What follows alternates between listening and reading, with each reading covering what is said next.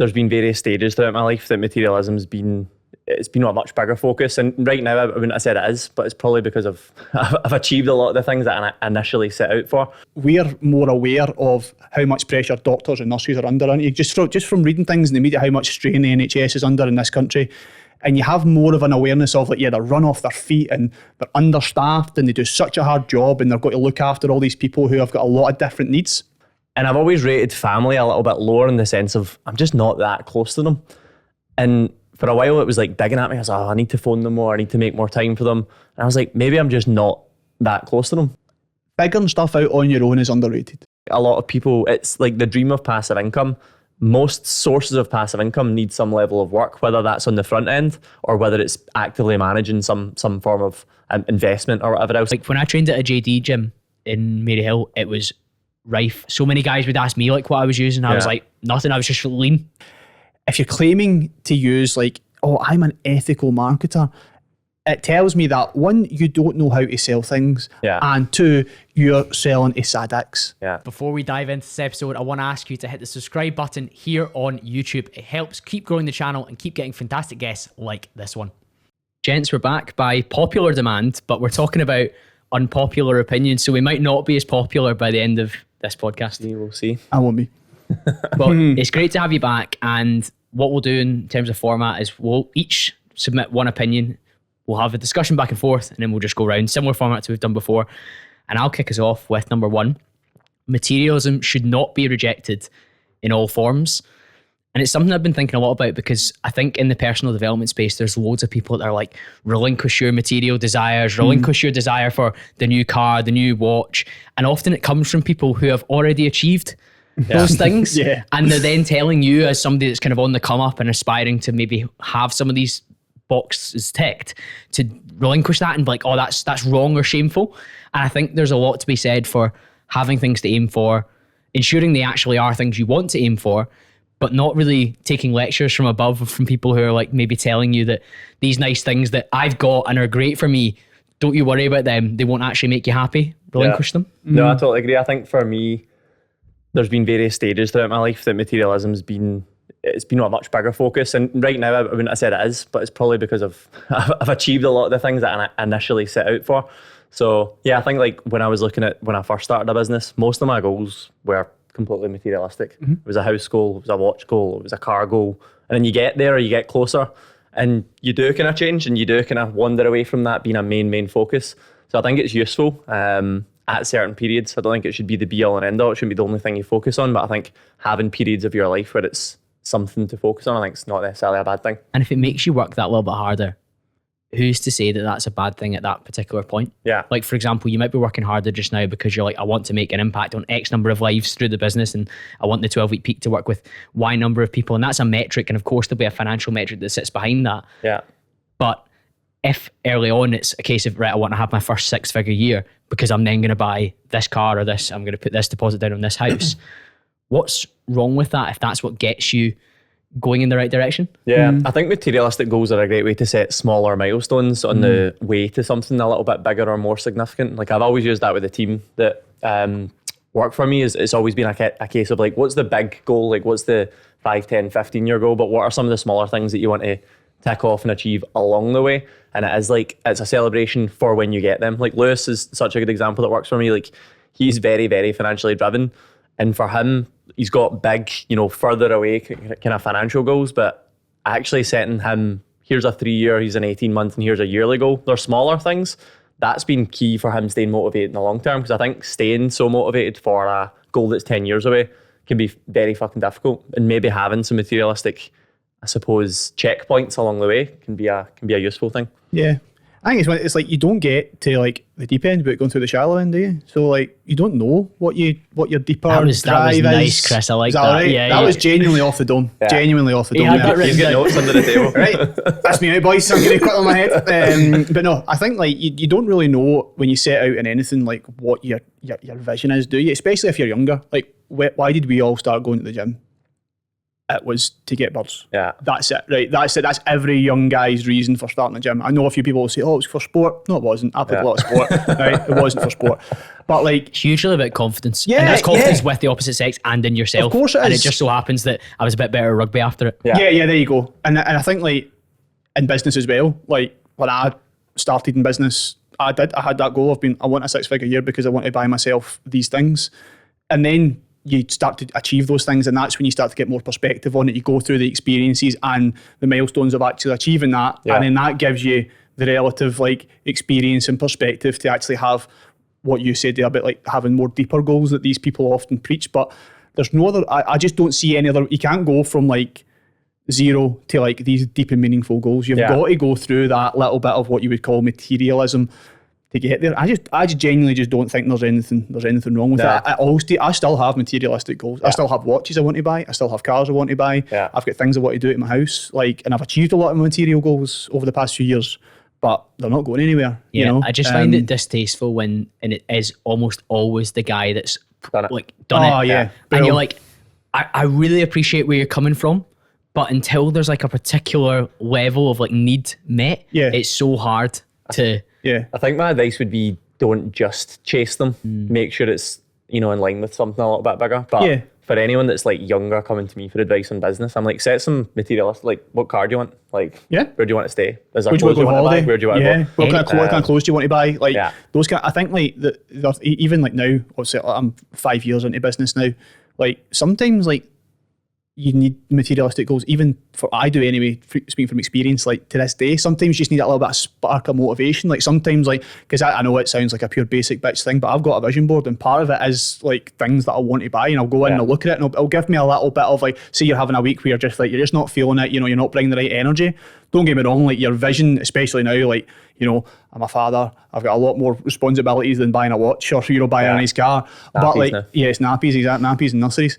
But like, you still like, it's still good to get that little bit of a spark sometimes, isn't it? From like having a look at something that you would class as more materialistic. But yeah, absolutely nothing wrong with it. If the shallow end, Chris, that you were referring to is materialism, and the deeper end is maybe something that I'm hinting towards, like I want to impact this number of lives, or I want to employ this number of people. Yeah.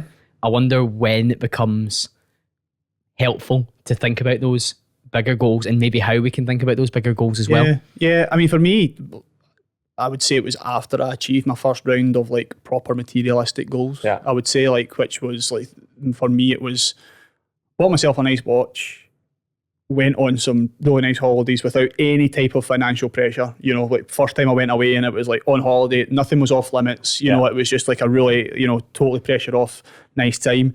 And I feel like when you reach those goals, that's when you get a bit of perspective and you start to look back. And then I think that whole kind of like, because you naturally reflect. It's not as if like you sit in a chaise long and be like, okay, let's do some reflection. Yeah. You're literally on holiday and you just have that space away from your normal life and you're like, right, I've achieved this now. That stuff that at one point seemed like it was a million miles away, I'm now here.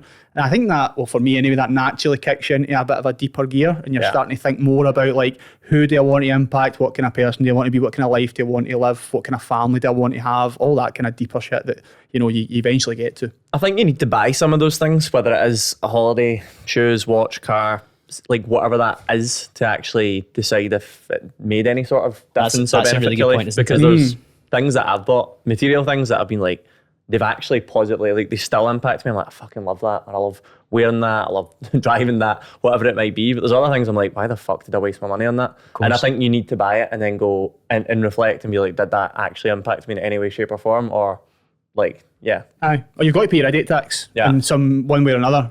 It's always coming home. It's unavoidable. And sometimes, that idiot tax is decisions, and sometimes it's literally like handing money over or something, going like, why did I just spend that money on that, What sits up there for you, Chris? It was a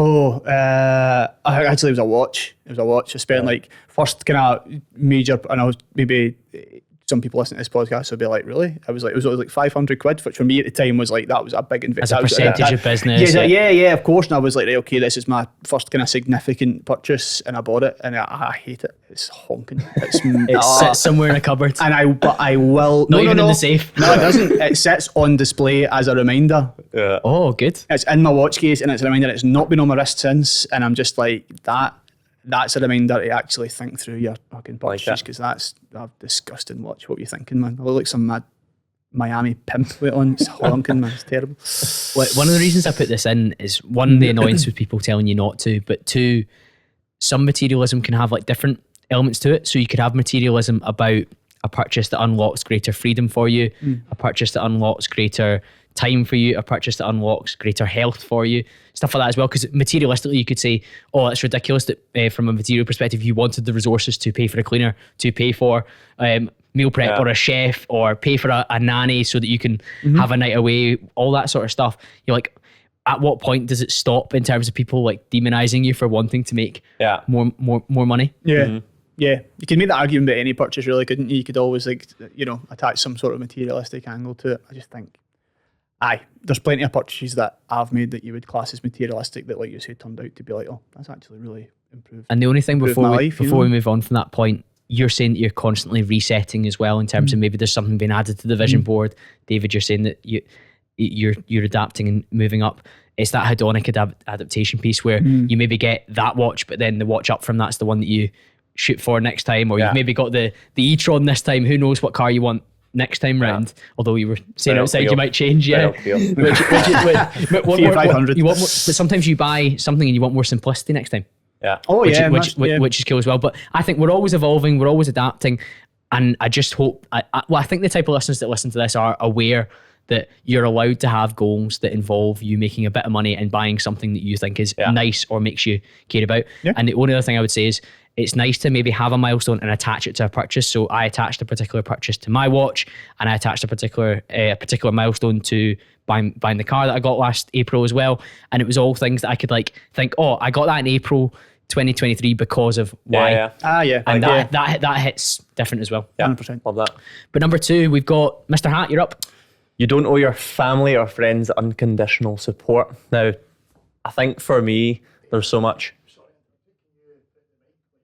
Yeah. Closer to him. All good? There we go. Start again. Number 2. You don't owe your friends or family unconditional support. The reason I kind of put that in, there's so much stuff floating about online about family first, family over everything, and I get that if you've came from a phenomenal family, or for the other one relating to friends, if you've got that sort of friend group your entire life. But I think this one made me think about every time I kind of assess my life and I look at various aspects of my life. So friends, family, business, relationships, whatever else it is, I always kind of rate them. I always give them a rating out of 10 on how I feel they are. And I've always rated family a little bit lower in the sense of I'm just not that close to them. And for a while it was like digging at me. I was like, I need to phone them more. I need to make more time for them. And I was like, maybe I'm just not that close to them. And I think being okay with that isn't necessarily a bad thing. We don't have that much in common. I still love them, that's fine, but like we don't have that much in common. I see them at family events. Outside of that, we don't necessarily hang about loads. And I used to feel quite bad and guilty about saying that. But in reality, like I just don't have that much in common with them, and I'm fine not necessarily spending that much time with them, if that makes sense. Yeah. I'm really big on family, but I also acknowledge from what you've spoken about there that I'm also very close with them in so many different ways, both geographically and in terms of like the fact that dad continued to work and mum raised Ian and I means that you're going to build a incredibly strong bond with that figure because you're with them all the time. There was no after school club, there was no nanny, there was no au pair or whatever fancy term you want to use. So I think there does come a level of that. I think the interesting part for me is where you say like unconditional support, and I think there is that whole like you should back your family or your friends regardless no matter what. And sometimes you're like, well, hold on, but what does that actually entail in reality? Yeah, I think for that one, like I've got such different views from some friends and family, so I actually don't support maybe all their views, especially my brother, who definitely won't listen to this, but completely different views. And I think it's fine to have that. And I think some people feel like they need to show that unconditional support and love. Unconditional love, I suppose I do show, but from a sports standpoint, like I don't support a lot of his views. I don't support a lot of that. So I think that's a hard thing to do, though. Yeah. Well, I think it's a hard thing to do both, but equally for you to opt out and be like, I'm just not going to get involved with this because it gives you greater peace and allows you to show up better for people that you do want to give that unconditional support to. For sure. I don't know. I've just never felt a sense of duty towards any member of my family. Like growing up, and I am very, very close with a lot of members of my family. Like I'm super close with like my mum, my siblings. Like I'm the oldest sibling by quite a long way. Because mum had me when she was 16, so I'm always kind of like, well, my siblings call me half a dad. My stepdad, half a dad. But yeah, I've never really, like, there's so many people in my family I'm just not close to. Yeah. And like you say, like, you know what?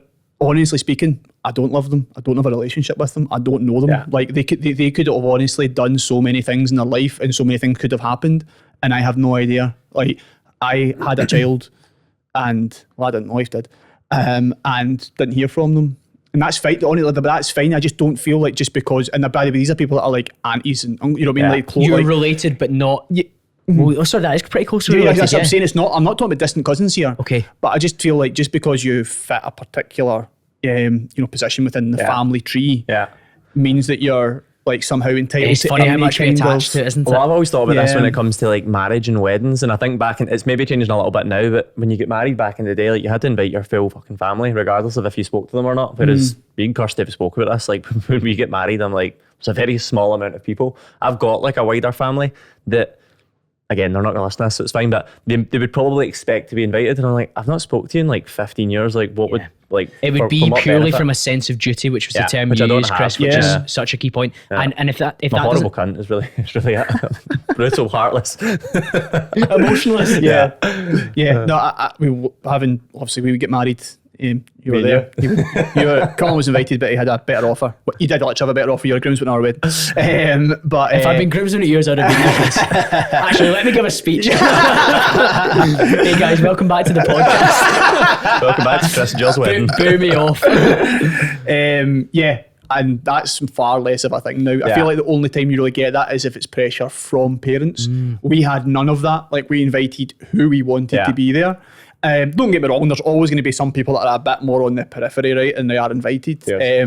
Like you and Kurt, you just made the cut. You just made the cut. Well, actually, somebody cancel, and that's who Colin. you call it. But yeah, I just the whole duty thing, like around family, like you said, to that whole pressure thing around like phoning them all the time, or like having a set day to like go around for dinner and stuff like that with random people. I just don't. Again, it's just different family dynamics. Like I totally get it, but yeah, I totally agree with you, David. What about the friends aspect of unconditional support? So that's maybe unconditionally supporting friends regardless of what they're up to. David, how do you feel about that? I mean, I think if I don't agree with something, then I wouldn't support them regardless if they're friends or not. It's a strange one. Like I'd support them as my friend, but it doesn't mean I need to support their views or support In every single aspect. and what they're doing. So yeah. It's something when you put that into the group before today, I was thinking about it. I was like, there are things where, like morally, for example, I just wouldn't agree with it. Right. Like cheating, for example, like everyone's been away on a holiday and one of the boys has cheated, and you've been like I personally am just not okay with that. Yeah. Because there's like a ripple effect that comes down the line, whereas like you'd be like, oh, you're one of the lads, you need to just like get on board with that. I'm kind of like, well, that's actually outside of my moral compass. Like I've come away single and done whatever I've wanted. If you were wanting to come away and behave in the same way as me, then you should have made the arrangements beforehand and done the necessary if that's where your head's at. Whereas I think like there's like unconditional support for even potentially morally questionable behavior. That for me is like just a no, and that goes for family as well. Yeah. I would say the same. Yeah. Number 3, Mr. Burns, ready? Yeah, I'm ready. Right, buckle up. The police are wrongfully vilified and treated completely differently from every other frontline service. What makes you think of this? Well, I'm going to put my bias out there straight away. My wife was in the police for 2 years, but I'd like to think I've got some form there.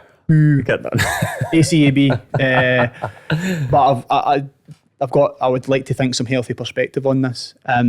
Whenever you hear things about the police and in the press and things like that, because that's the only exposure people have to the police. It's either through dealings with them, which let's face it, are never good. You know, if you're dealing with a police officer, you've either been the victim of a crime or you've been accused of something, you know, and it's never going to be a particularly healthy interaction. Or when you see it in the press, it's always when something's went horribly wrong, you know, and there's been some sort of situation, and it's always almost inevitably reported negatively, reflecting on the police. And I think that when you look at other emergency services, and this isn't about like police versus nurses or anything like that. It's just the way that people are exposed to the different roles that they have, because we're more aware of how much pressure doctors and nurses are under, aren't you? Just from reading things in the media, how much strain the NHS is under in this country. And you have more of an awareness of, like, yeah, they're run off their feet and they're understaffed and they do such a hard job and they've got to look after all these people who have got a lot of different needs. You don't hear about the police. You actually don't understand how little police are on the streets, what they've got to deal with when they go to calls, you know? And I know what they've got to deal with because, well, I was married to a former police officer, and you hear all the stories, and I feel like people just make these ridiculous statements about the police without having any perspective. And like the last thing I'll say is, I also feel like two things can be true at once. They are vilifying things, but I do believe the police should be held to a much higher standard. So I feel like if a police officer is found of any kind of wrongdoing in a court of law and he or she is convicted, like your sentence should be double, because you're supposed to be. You're meant to be the arbiters of the moral code and the social contract. You're given so much power. You know, you're given so much power over people. You can arrest them, you can detain them, you can literally, totally derail their lives. So I feel like if you're given that level of power, then you should be held to a higher standard. But it's also had a ripple effect in, like, see the people that are becoming police officers now. There's people going through police training that have got support animals. That's not made up. That is what? Support animals. The fuck is that? A support animal. They've got a fucking support ferret, because when they're going through their police training up at Tully Allen, right? No. These are people. It makes them feel comfortable. No. Oh, I swear to God. I was wondering when we would take this podcast and attack the DEI measures that happen in institutions, and I'm so here from it. What is that guy? TikTok's been calling me alt-right for about 2 years. So Okay, lean in. What is that? Right, on all seriousness, right? Well, not all seriousness, because I've just talked about support animals, but what is that person going to do? What are they going to do when they are on the streets and some wee scrote is trying to stab them? See, or somebody's kicking off? If they've got a ferret, they've got a fucking fighting chance right there. That's part of the weasel family. So it'll fuck you up. You are right about the downstream effects from how the media have portrayed the police for a long, long time. The applications are down. The applications are from a lesser caliber of people who'd be able to potentially fulfill the role to the best of their ability. Like, if I think about police in like the 80s and 90s, and I'm sure the stats will bear this out if I'm not just pro-sciencing my way through this, they were taller, more athletic, able to pass harder fitness tests. So generally would probably be slightly more respected by people, at least from a physical capabilities perspective, if not from a personality or values perspective. People would still maybe call them whatever name they were going to call them, but they would be potentially physically aware that would come with repercussions. Whereas if we go down the route that we're talking about, we're going to have police who don't have the physical capacity to actually enforce what they're looking to do, which is terrible. It's not even you're absolutely right, but it's also the mental capacity as well. Because see when you think about it, right? See the people that are, say you've got 10, 15 years service, like some of Jill's mates have in the police, and you've been in there 10, 15 years, and then somebody comes on the shift with a support animal. And then it's like, oh, by the way, that's your probationer now. You're a response cop in Maryhill tonight, crack on. Yeah. What are you going to do there as a 10, 15 year grizzled veteran response cop, and you've got some absolute wet wipe in the car next to you who crumbles under pressure, who is not willing to get stuck in? And look, you're right about like the physical thing, right? And like Jill passed all the fitness tests, Jill trained, right? But like Jill was still at a physical disadvantage at a lot of calls. Yeah. And Jill is not an aggressive person or anything like that. Jill never took a backward step. Jill be my wife, by the way. Never took up, but she went there and she got stuck in, and all her colleagues will say that. And like, it's the same for a lot of cops. Like, that's what they look for. You've got to back your colleagues up. Character traits. It's character traits more than anything else. Like, I understand the physical argument you're making on 100% about like the standards just dropping, but it's more about like, are you willing to get stuck in? Are you trustworthy? See when a 2-1 comes out, which is like a cop in distress, are you going to shit yourself, or are you just going to drop everything you're doing and just run towards that call? Because that's ultimately what you've got to do. The mental aspect's key as well, sorry, David, because when Jill turns up at a situation and let's say physically it is a challenge, she's got a tongue in her head and a brain to be able to try and have a conversation as well. A great talker, so there's multiple skills that I would want from a police officer in one of these situations, and if we're not selecting for either of these, we're a bit fucked. We're fucked, yeah. Do you think a big part of this is like from the cherry-picked shorts and TikToks and reels of people with cameras in police face? Like, do you think that's doing a lot of damage. Oh yeah. Like every call you turn up to, you've got some wee fanny that's got a phone out. Yeah. You know, and people don't that automatic. You know, I genuinely understand the arguments from the other side, because let's be real, there is some truly awful cops out there. Yeah. People are attracted to that job because it's just natural. You are. I honestly believe it is close to impossible to rule out those bad apples, because the very fact that you've got power over people is going to attract the wrong type of people. It's going to attract Machiavellian people who want to wield that power over people for the wrong reasons. But the same token, if you turn up to a call and you're trying to they are all taught de-escalate. Like, you know, don't get hands on until it kicks off. I know they don't all follow that, right? But if you turn up and somebody's sticking a phone in your face, and somebody's calling you this and calling you that, you get people trying to spit on you. I know I'm not giving like some straw man argument here, right? I'm not saying that's every situation, but the hostility is there from minute one. The second you turn up, there's hostility, there's cameras in your face. So straight away, that cop isn't only thinking, right, I need to sort this situation out, get everybody calm, get everybody safe. He's thinking, am I going viral? Am I going viral? Am I going to be in the front page of the paper tomorrow? Are people then going to find out where I live? Are my family going to be under attack? Yeah. I mean, I don't know how you couldn't think of that if you turn up and there's phones everywhere, because you never know what's going to go viral. There's plenty of things that went viral that the cop probably thought, that's just a normal thing, and next thing you know, it catches fire on Twitter. And it's probably happened 3 or 4 times other in their career. And nothing's happened. Nothing's happened, yeah. No, it's so difficult. I think it's a great point you raised, David. Short form, like user-generated content, absolutely negative. But the mainstream media have a role to play, because Chris was talking about how the NHS and doctors and nurses are framed. We're framing police, who are frontline service as well, in a completely different light, in terms of, 1, how hardworking they are, 2, how stressed they are, 2, are they paid fairly, etc., etc. And that down the line means that when they turn up to a situation, there's a different response to the ambulance turning up than there is to the police car turning up, because there's a level of, this is how they're going to act with us. You also got to remember the piece of it that, like, and I know that this might sound obvious, but I don't think people fully understand it. They don't realise the things the police see.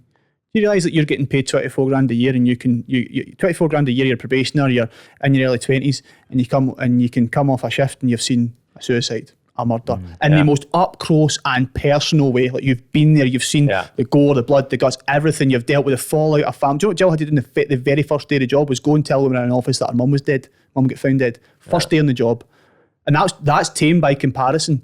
So I feel like there's so much on their shoulders in that respect, and it's never. It's just never communicated. It's never, people don't have any type of appreciation for what they really go through. So and I imagine it's very tiring as a cop, because they just get dunked on constantly. The psychological impact on police is underspoken about, and it's been spoken about more recently because of the Chris Kaba incident, the gentleman in London that was shot by a police officer, and it turned out his past was pretty questionable, and you would understand how the situation went the way it went based on that. But a lot of those facts were held back prior. But if you think about the cop going into that situation, you can only imagine what they were thinking, turning up to that scene, knowing the individual that was involved, and then having to deal with the fact that their name got leaked to the public while Chris Kaba's past was kept to the side and actually kept away from the jury until after the court case was released. So it was kind of one rule for a figure of justice, quote quotation, in the police force that were meant to support as a frontline worker and a public sector employee, versus a hardened criminal. I just think it's absolutely crazy that we have these people who are not massively well paid, put in high pressure situations, and we're making their jobs worse and harder for them by the media piling on and I don't know, some dweebs on TikTok. Sorry, I know I'm off on one now, but the last thing I'll say is, see, some people don't realise, like, again, I can't speak for the whole of the UK. I can only really speak for the Jill's experience in the police and, her beating, things like that. Sometimes there was like 6 police officers on for like the Great Glasgow area. 6 police officers on for Glasgow City Centre. And by the way, see, when you arrest somebody, you are with them for at least 4 or 5 hours. Yeah. Because you've got to process them, you've got to go through all these things. So if you arrest somebody, you're then off the street. So do you not think that informs your decision making about whether you want to cuff somebody? Whether you want to cuff somebody or not, and because it's only human nature. You naturally will need to try to let things go or turn a blind eye to certain things, because you're like, everybody's 2 men short. I've got then I've got this wee I've got this wee fanny in the back of the van, but I've then got to go and process them, and then I'm laying everybody 2 men down. It's just a complete and utter shit show that just seems to get skated over. So that's the culture around it's getting worse, and the policy and the investment in it from state levels getting worse. And everyone that listens to this knows that I would like a much smaller state, but I would like a lot more money put towards police and defence and justice, because I think it's only going to become a growing problem. I mean, I think if you look at Glasgow, you can see it visibly. Absolutely. Yeah, definitely. You can definitely see it here for sure. Yeah. Okay, let's move on. Number 4, no less controversial. You have a responsibility to remain attractive to your partner. And I mean that from a physical and a mental, and if you want to say spiritual sense as well. I think you have a responsibility to maintain a particular level of attractiveness. Otherwise, you can appreciate when a relationship fundamentally changes. And I think you have like a social contract to maintain particular standards. Yeah. I mean, I see this a lot in fitness, in the sense of like so many people come to work with us and they do, completely turn around their physique. They get in better shape. Like, I mean, having a better physique makes you more attractive most of the time. So like we do see that, and not necessarily like relationships break down, but if their partner's not on board with it, it becomes a very kind of big point of contention, I suppose. That's interesting. So it goes the opposite way. If somebody goes on a fitness journey, sometimes it makes their existing partner uncomfortable. 100%. I've seen that before. But I suppose that's because they're actually making a conscious effort to either remain or become more attractive, and their partner's perhaps not. So I think I've seen that so many times, and it's like people breaking up. I've not had any death threats from like husbands or wives or anything like that. Jilted lovers. But it's happened a lot. You got Hamish a 6-pack and Shannon's leaving him. People proper open up to us. Like when I was doing a lot of check-ins and you were speaking to clients, like you do become that sort of, therapist to an extent. And a lot of people are completely open. They're like, I'm trying to become more attractive to my partner, and they're doing nothing about it. I totally think you've got a responsibility to do that from a physical standpoint like that, but also what else is attractive? Like, do you have goals? Is there things that you're actually like looking to achieve in life? I think you should always have things like that. With your partner as well. Like, I think you should both have goals that are kind of in line with joint that, you can work towards. Well, how many couples do the 12-week peak together? Yeah, quite a lot now. Loads. Like there was a separate couples award this year for like best transformation and stuff like that as well. And if you're both on that transformational journey together, you're doing the same habits, you're doing the same routines, it probably brings you even closer. Well, that's what I was going to say on the opposite end of that. Like I'm making it from the point of if one person gets in shape and the other doesn't, but actually you're right. Like the amount of couples that have messaged us off the back of working together, they're like, our relationship's stronger, we're more attracted to each other. I think like that. I think that's a key for actually a healthy relationship, to be honest. I think you should both be striving to become, maybe not always to become more attractive, but at least remain from a physical standpoint, at least remain in the sort of shape that you got into when you were together. Chris, you're married. Let's chime in. You're in the best shape of your life now. Fucking hell. Hey, I'd say so. Thank you. Wouldn't be hard. No, I totally agree. I think it's just like doing hard things with your partner is always a good idea. Oh yeah. You know, I loved it. You've been on the tongue alley, bro. The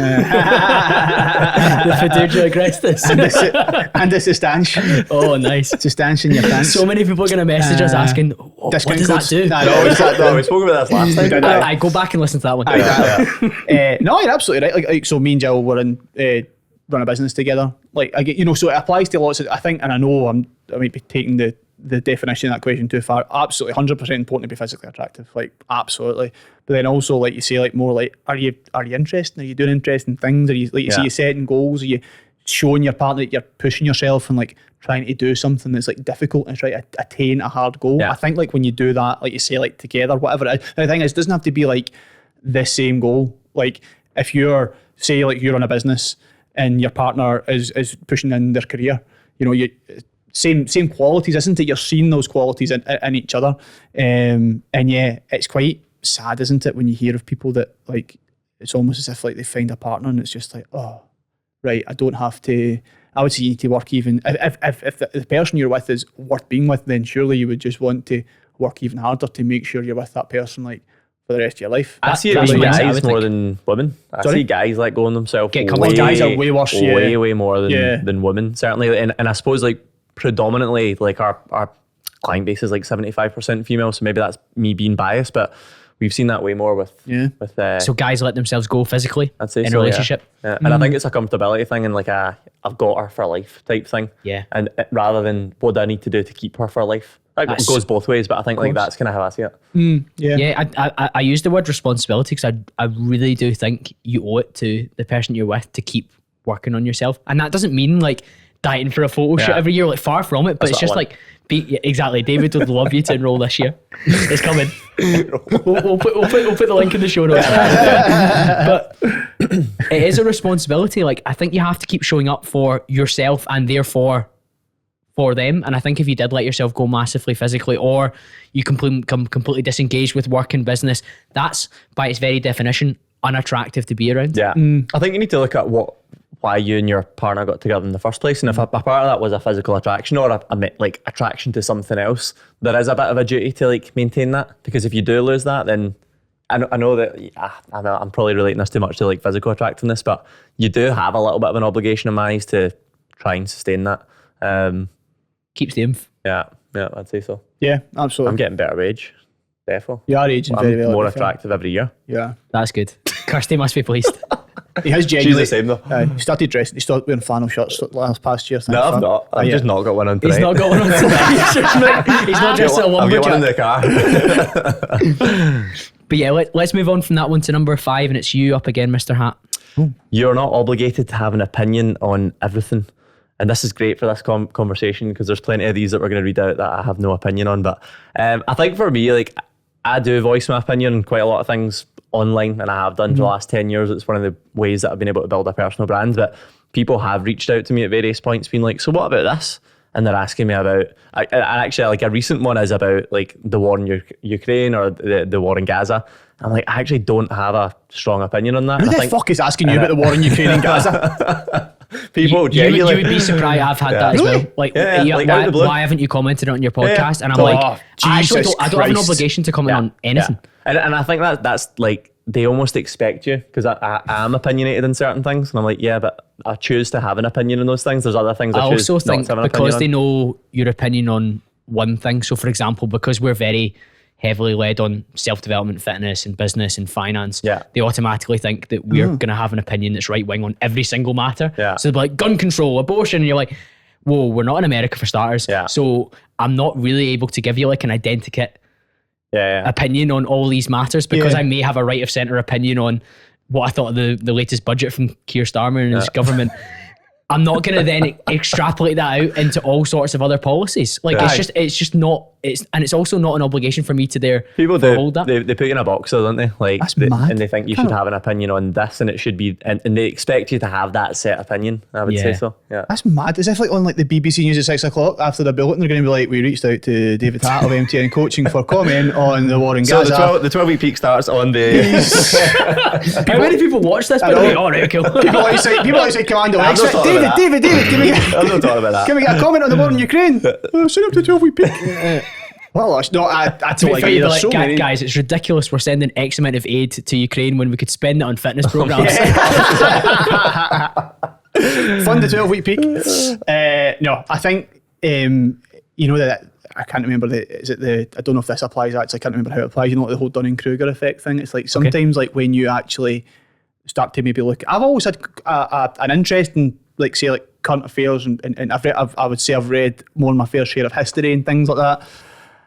And the more that you look into it, the more like, I really don't know what's going on here. Especially when it comes to things like conflicts and around the world and things like that. It's like, do you know anything about the history of that region? Do you know anything about the deep-rooted issues and what people truly believe and how that place was even formed? Because honestly, if you don't understand those things, you can't comment on it. Like it doesn't make for a catchy slogan or allow you to put a flag in your bio. Oh, I know. Or you've got a flag in your window, a good one, or exactly, you've changed your profile picture. Oh, well done. I'm sure Putin's paying attention to that. I don't get it. Like how you, and more like the social issues is probably quite a big one, isn't it? You know, like you said there about like gun control and things like that. I think people are always, and it always seems to be American issues they want people to weigh in on as well that don't really. America sneezes, the world catches the cold, and I think we're seeing that with this election, aren't we? Yeah, as if like as if it ever really properly affects us. But people just seem to think I think they just maybe like hear an opinion, don't they, from somebody that either they like or respect, or like, you know, more lines up with them, and then they feel We were like they can talking just before we parrot hit that record opinion. about Modern Wisdom podcast and Joe Yeah. Rogan and people like that as well. Now, Rogan is very much a political show. He's just had Yeah. Trump on. I think he's just had JD Vance on as well, who's running his Vice.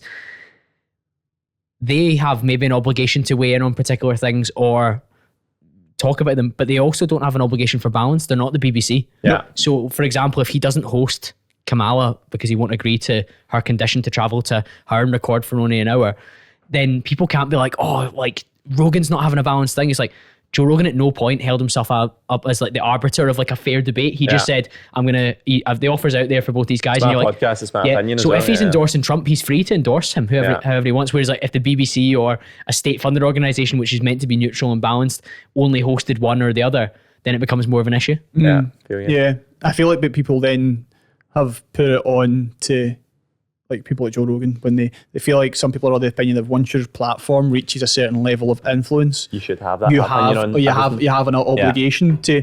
I don't believe that, by the way. That's not why I believe it. I think a lot of people do have, and I can see where they're coming from, because you could make an argument and say your influence can have a real impact and a real sway. Millions of plays on these podcasts. Yeah, far bigger than mainstream media and things like that. So it could have a swing, but I don't think they do have that obligation. I feel like if you've built your platform from scratch by yourself and people have Talk about opted what you into want. that over years and you've built up an audience, then it's entirely up to you how you like present yourself. If you don't want to have a more of like a confrontational podcast back and forth, and I've heard Joe Rogan push back on plenty of things before, but if he doesn't want to do that with certain people, then doesn't, Like actually doesn't just need to do it. being okay with saying like, I don't know. I don't know. Like, I don't fucking know. Yeah. I don't know. We've only got a certain amount of bandwidth.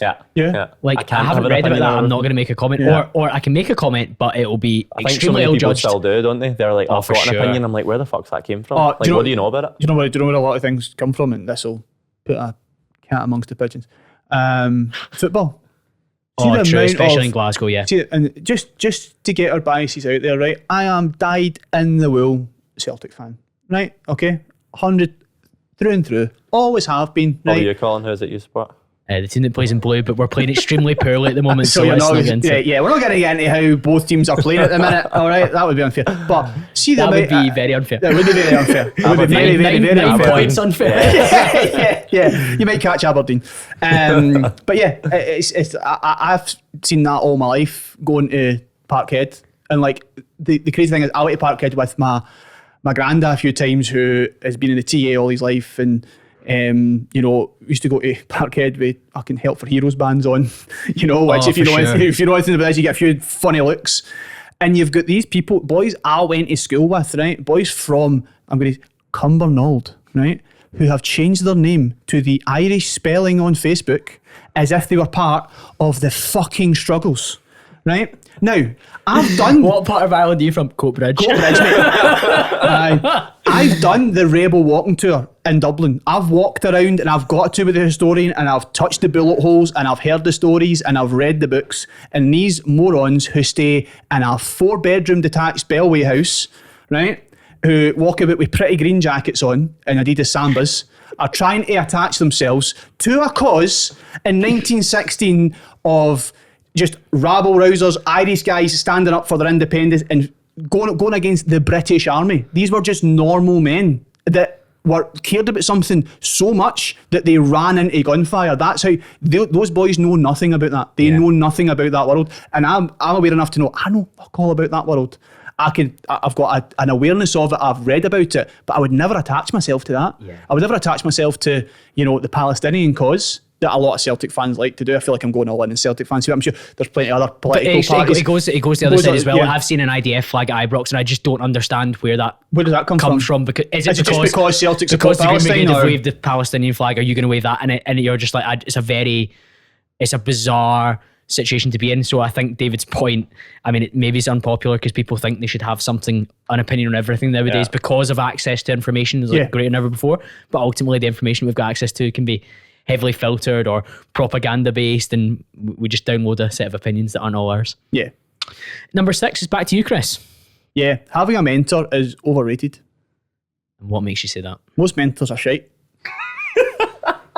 You know, it's I think you've got a really good view into this based on the copy you've done but also the mentorships that you've been part of, or the mentorships that you've written copy for too. Yeah. I think paying a mentor can be overrated. I think having a mentor in general. That's a good point. I mean, that's what I mean. Sorry, that's a really good clarification. I mean, like paying for one of these one-on-one sort of high ticket business mentorships that, you know, promise you the 10x a bit or whatever crappy promise they're putting out. I think that is really, really overrated. It's just because, again, I've been part of that kind of world as a consumer, and then on the other side doing a lot of marketing and campaigns for everything. So I've also paid for crap, like you say, crap mentorship as well. Yeah. So I've seen, I have genuinely seen it all, and I've seen behind the curtain.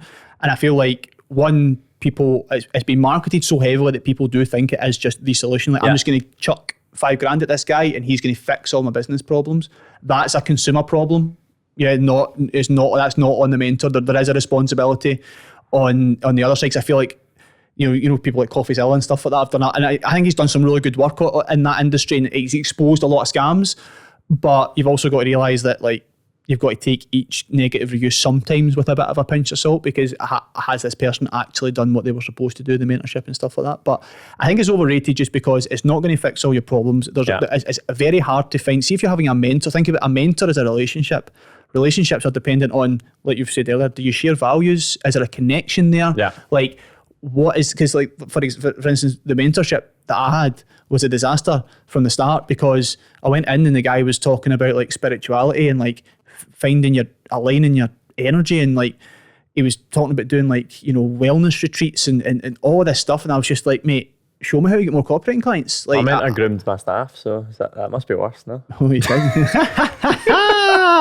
Yeah, I'm totally with you on this. I think when you get into the self-development space, when you're in like starting a business or anything like that, I think it's pushed upon you. I think because there's a lot of them there, and it's probably the first people you follow for advice. So you get the advice from a broad standpoint, and then they offer you one-on-one coaching, or they offer you one-on-one mentorship or whatever it is. And like I've worked, I think two or three kind of mentorships, and there's been such little value. Like I've got way more value from just surrounding myself with people closer by, like you guys, to be honest, as well. Books, way more value just in that, because it's actually more, it's so specific to what I need. Like I'll find a book that's actually on the problem that I am having. That's going to give me more. Having a mentor, like they are pushing their agenda, their way is the way to do it. Because I think when you run a business, there's so many ways to do it. For me, like same as you, wasted thousands and thousands of pounds on mentorships. Equally, maybe we've also just not found anything that's been great. I'm sure there are some good things out there. Yeah. But from my experience, like dog shit. Yeah. I mean, you've had Dan Ashburn on podcast. That's right. So obviously Dan runs a business that's Dan's business is one of my clients. And like, so I've been working with Titan for 4 years now. And okay, they're a mastermind, they're not a mentorship, but they've got mentors within their mastermind. Yeah. So like, and I would genuinely, and I know, again, you might say I'm biased, like that's like, for me, like the pinnacle, like, and I've not got a stake in that. Yes, they're my client, but I don't get any money off sales or anything like that. You know, I've got a retainer with them and that's it. Yeah. And I've seen inside their business what they do. Like you said there, they've got such a variety of business owners now. They're all e-commerce brand owners, but I mean, every category you can think of, every starting point. Yeah. And what they've got is they've got people that are still doing it. So they've got people that are actively scaling multi-million-dollar brands. So they're still got skin in the game. Yeah. And they're teaching people, right, look, here's what you need to do to get to this level, to this level, to this level. It's all relevant. And then they go way beyond, like they build custom tools and all that. I'm not saying that's what you have to do, but just based on that relationship piece we were talking about, they've got people that are still going through it. So like if you're in Titan as a member, right, for example, sounds like a sales pitch for Titan, but just apply it across the board. If you're going through a certain part of your journey as an entrepreneur and you've got somebody who has been through that but is still doing it, you know, it's not as if, I went through this, you know, 100 years ago and I've checked out the game. I just feel like that's the type of mentor that you're looking for, isn't it? Yeah. You know, you see it loads in the fitness business space. Like I think it's the most oversaturated market with fucking mentors. Like, and do you know what? There is actually a few people I like and respect, and they get great results. But I just feel every coach that has a little bit of a road bump, they're struggling to get some leads or whatever else, instead of actually just spending a bit of time figuring it out, they're like, I need a mentor. And the mentor doesn't actually fucking help them. Tells them to send cold DMs, and that is largely it. Yeah. So yeah, like I've seen it loads in the fitness space. It's capitalising on let's be honest, most PTs are fucking diddies. Like they are. It's Yeah. I view it as a largely a stupid person job. And I'll caveat that by saying you can do extremely well if you've got a little bit of intelligence, because it's The cream rises to the top. 100%. And I think based on the people that we are connected with, you see the best of it. 100%. And then you go beneath the surface to like a random public gym somewhere and you're like, holy shit. Exactly. It's such a low barrier to entry, therefore it attracts people like that, in my opinion. And look at the people we done our Rep 3 qualification with. Wild. Honestly, man. Yo, do you think the circus was in town? Some of these guys, genuine thickos, man. Like proper people are like, honestly, like, should you be it by yourself? Have you seen the film Deliverance? No, talk to me. You seen it? Yeah. Squeal like a piggy. It's like incest, like brilliant. redneck. Yeah. Oh, mate, honestly. There was 2 or 3 people that I was like, what the fuck have I signed up for? Sat next to Chris, I was like, you seem normal. And Really, my friend. Remember that big fat guy ate an apple and shit himself? Did that actually happen? He genuinely did. I forgot his name. He's a big fat guy. Exactly. And the pure fight soft. The pure fight.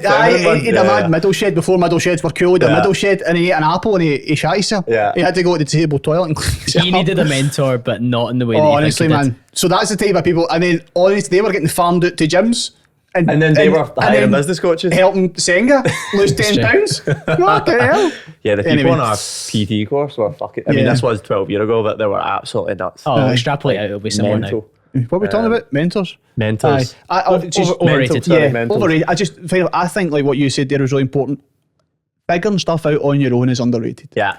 Because again, the whole sales pitch, and again, it makes sense, right? I know why it works, because I've run some of them. It's like, speed to results. It's like, don't waste time figuring it out by yourself. But sometimes that's not necessarily time wasted. Sometimes it's time just spent. That you build. Yeah, exactly. Sometimes you've got to, you've got to be like, well, and I was forced to do that because I didn't have money when I started. I was in minus money. So I was like, if I'm going to get a copywriting client, I just need to figure this shit out. And I had told the story a million times. Obviously, just sent emails out, personalised emails to people I want to work with.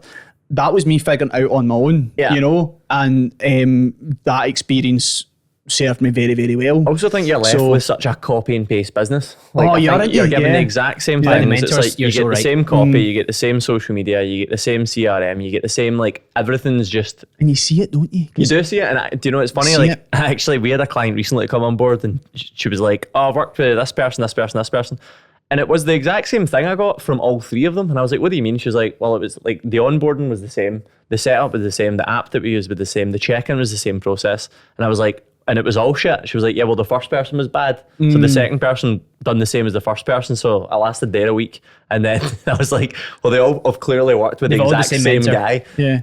I'll not mention them, but... To set up the business, It's the exact same shit. Yeah. But do you not think that's that's like almost a symptom of it? Because it's like when you sign up for a mentorship, like they don't actually have the wisdom or the nous just to be like, yeah, so I'm your mentor now. So we're just going to have conversations and we're going to maybe have meetings, and that's what you're really paying for, the wisdom and the direction, the strategy. I've got to fling all this stuff at you. I've got to fling all of these features at you because I can't really offer anything else, and on the Zoom calls it's just going to be a pound shop Hormozy speech, really. So here's a template for social media, for email, for check-ins. Here's an app that I've just white labeled, and I'll hold you accountable. And then it's like that's to justify the $3,000, $5,000, whatever it is you've paid. So it probably feels quite good when you get all that stuff because you think it solves a lot of problems. But like you've just said, it actually doesn't. You need to teach the man to fish. Yes, exactly. Do you know what, the most value I've had in any mentorship was the initial investment and how it felt coming out of my pocket, because that made me work harder. And usually the advice, and it's mental that I had to drop whatever I dropped to pay a mentor to get that sort of, right, fuck, I've spent that on something. Skin in the game. Let's make it work. And I think for me, like I could probably harness that now and say, Chris, I'm gonna give you X amount of money. Only give me it back when I get X goal achieved. That would actually be more beneficial now, because I know that the financial buy-in to having a mentorship or working with somebody can be great. Like I actually know it can. It's the same with coaching. Like we get clients that are extremely experienced and they're like, I just need to pay somebody. Like if I'm not paying somebody, like I don't do the shit. They're like, I know what to do. So I think there's some validity there, but no mentor's just going, just pay me. Like I'm just the financial crux on you. That's maybe a business though that we start. So yeah, I think I'm sure there is good mentorships. I'm sure there is good mentors. But again, there's so in my much experience, to your do experience, from there's so much dog shit out there as well. Yeah, for sure. Number 7, one of mine. 80% done by someone else is 100% good for me.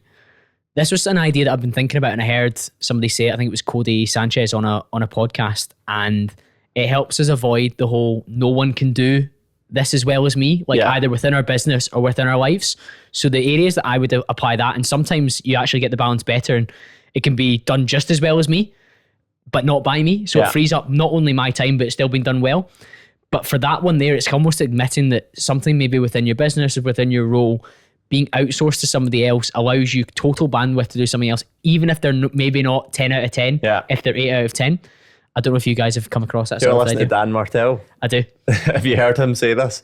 He says this, his books, buy back your time. It's actually a really good book. Actually, I think it was him and Cody Sanchez on a podcast together. He always says 80% done by someone else is 100% freaking awesome. And it's the most cheesy fucking thing ever, but it's like ingrained in my head. So when I read that, I was absolutely gutting myself. But he's really blown up at the moment. I've been hearing a lot of him. Yeah, I think he's literally. I think he's been hanging about with Hormozy on the personal brand stuff, and he's like, "How did I do it?" His stuff's great though. I actually really like it, and he is big on that. And I suppose like for me, that was when I first hired like a PA. Like that's when I seen that actually come into fruition. And be like, so like she's maybe not doing it exactly how I want it, but she's getting pretty fucking close, and she's freed up time for me to do like higher value or higher leverage tasks. So yeah, I think it's hard as like we'll come at it from a business perspective, but I think outsourcing at least, you know, the brunt of it, and then maybe coming back to finish it off is actually like a good way to look at it as well.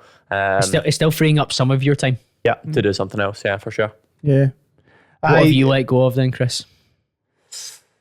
Yeah, this is interesting because obviously we had a co-operator working for us for 2 years who was handling kind of the weekly newsletters for us. He was fantastic, great guy, and a very, very good copywriter.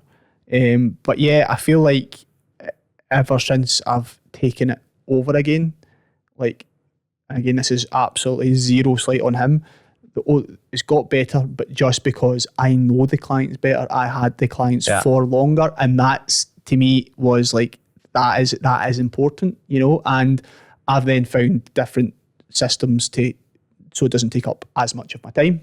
Using different things like AI and stuff like that, I can actually still, you know, get really high quality work done without it taking me used to 2 or 3 days to write all the newsletters. But like, yeah, you got an AI newsletter? I do, yeah. I do. How do you sign up for that? Yeah. Just go to the link in my bio on Instagram at Savage Scholar Chris. Thanks, David. Yeah, so I feel like, so for me, so let's call it creative work. I think like in my experience, it did definitely work because Brett done fantastic work and all our clients were happy with it, and he did a really, really great job.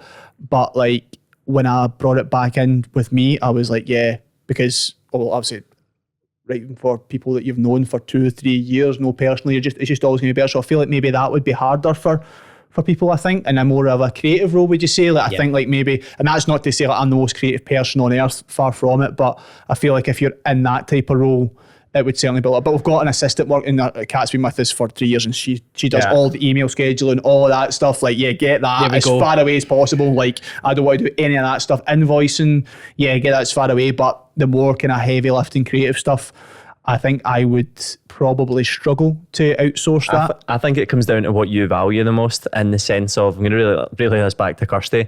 We've been trying to get a cleaner for like fucking 2 years, somebody that's decent, and every time they come in, I'm like, fine for me. Like, I'm happy with her. She comes in, she's like, she's not done this, she's not done that. I'll just do it myself. She values the house being of a certain cleanliness. I'm a guy, I'm like, looks fucking clean and tidy to me. So I think it comes down to like, and it's the same for you with that. Like, you value the creativity, like the creative side of your business way more than the administration side. So I think actually being able to outsource the stuff that you don't value as high, I think that's where you can look at doing that. But if it is something that you're like so the 12-week peak, the program that I've not shut up about so far today, there's certain aspects of that could somebody else do probably, but I'm like, I just want to do them. Like, I want to do them right because I value it so highly. But there's other aspects of my business where I'm like, somebody else can do that. So I think it comes down to like knowing your priorities. Knowing your priorities.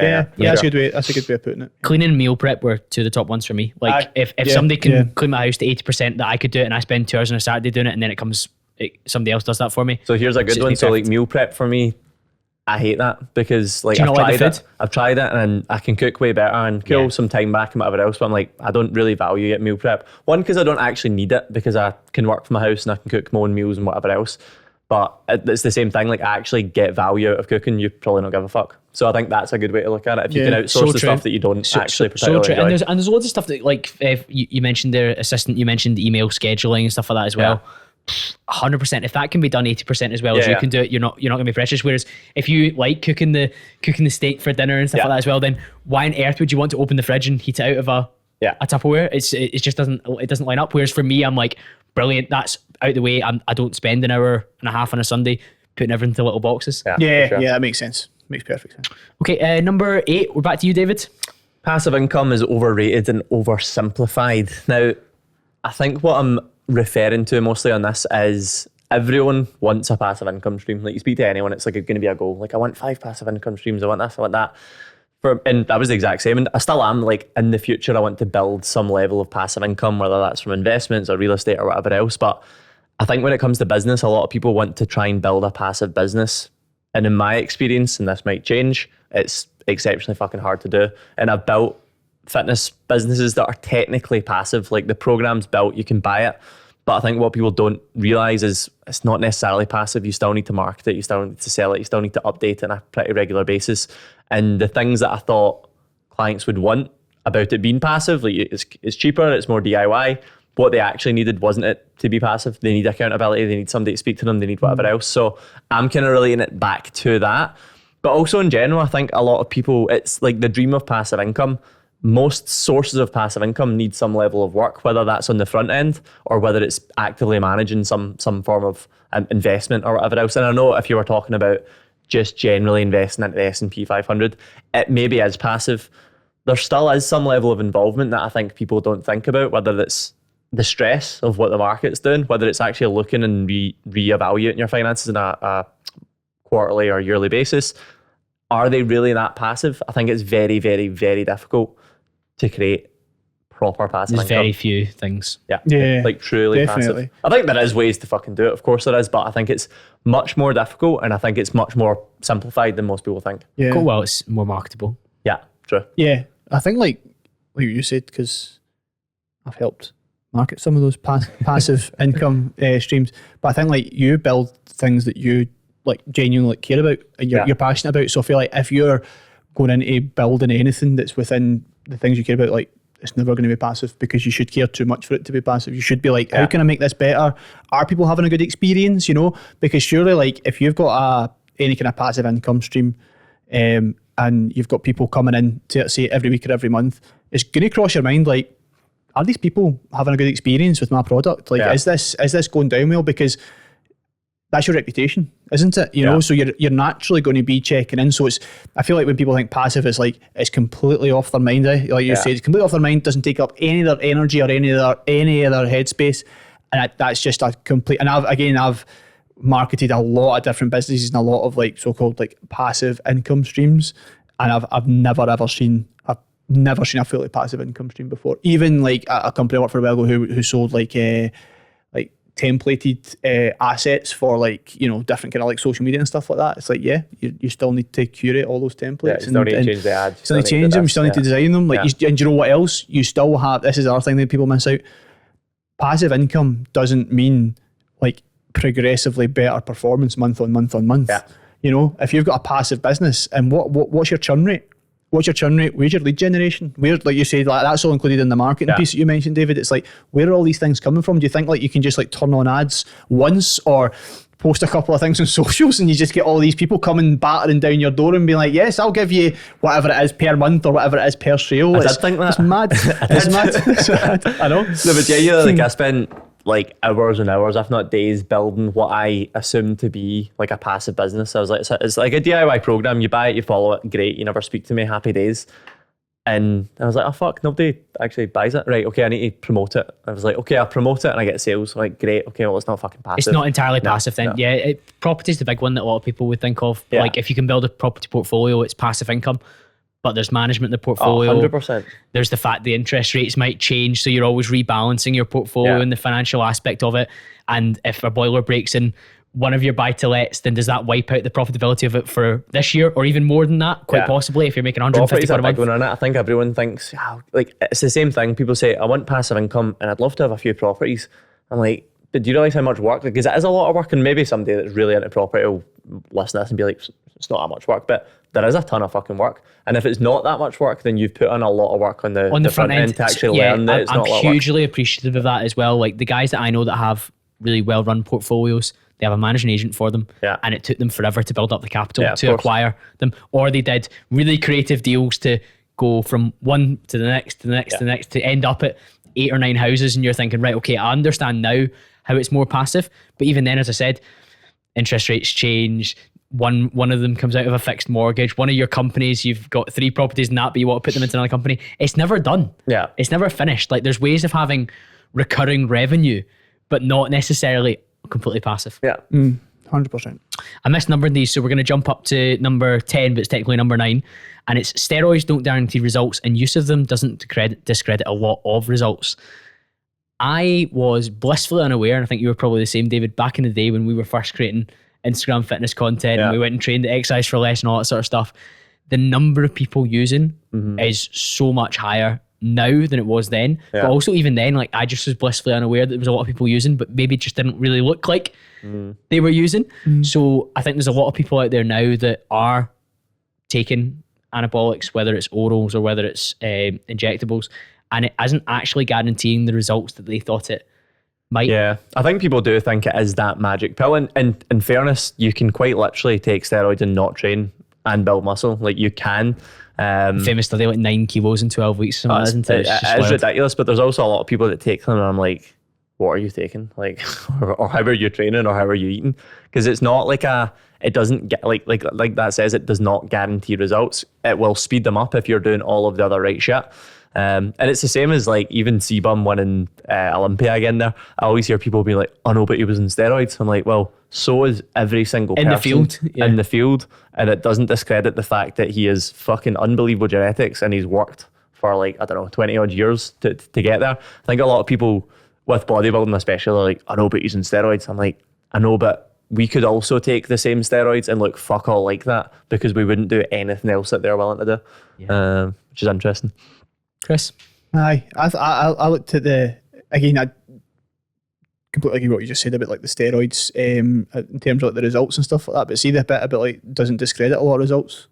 Like I totally buy it. You can see like the amount of stuff you hear around, like for example like Lance Armstrong or something like that, you know, like I'm talking, this is obviously a different side of the story, talking about like elite sport performance, and people are like, oh, he was on steroids. I'm like, obviously he was. Like, what do you expect? Like, these are the highest possible stakes. Yeah. Knowing like that is just human nature. I know it gets into the whole, but he was cheating type thing, and I'm just like, Lance Armstrong, like 10 of the other ones. I mean, he's riding a bike. You know what I mean? Like, he's not punching people in the head. Like, you know, there's different levels of cheating. You know, if you're getting hands on and physical people, I totally get that angle. Yeah. But yeah, I feel like it is one of those things. It's more of a personal choice. And I just don't think it's as big of a scandal. Like, because see, when it comes out, like somebody's been popped for steroids, I'm like, yeah, he's just the person that's been popped for it. Like everybody else in that field, whatever I it is. always laugh. I'm like, look at him, obviously. All of them are doing it. All of them are. Like, you know, when that whole thing came out a few years ago, that was it. Is that Ricky Gerard? Ricky Gerard and CrossFit. Chris, as well, but Ricky Gerard and CrossFit, and people were like, there's a steroid scandal in CrossFit. I'm like, what's the scandal? I know. What's the scandal? Which one? There's an emergence sport with a financial incentive attached to winning. Yeah. And you've got hyper competitive people who are already at the genetic elite. They're already, because all of these new sports, they very quickly filter out the shite, and they've got, right, here's our top competitors. Do you not think they're looking around and going, right, I need to get an edge here. Yeah. I need to get an edge somewhere. So yeah, I just don't see them as that big a deal. Never taken them before. Never had. I actually never had much. I didn't know what you said. I've never had much experience of people around me taking them, but then I could be wrong because maybe they were.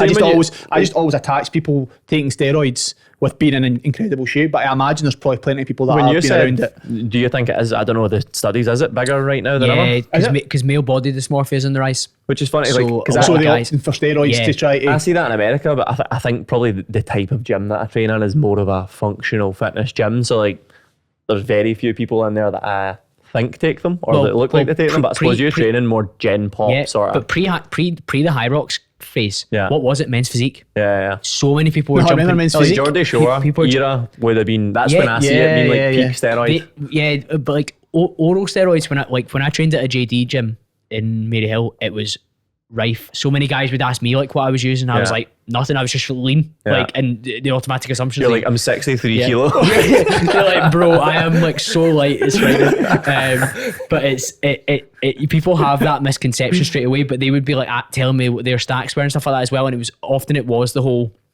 the People are way oral more stuff. open about it now, I'd say, which I think's net a good thing. I think I think people, awareness is better. yeah, and I think people like these big C-bum. I think these big Yeah. celebrity kind of athletes.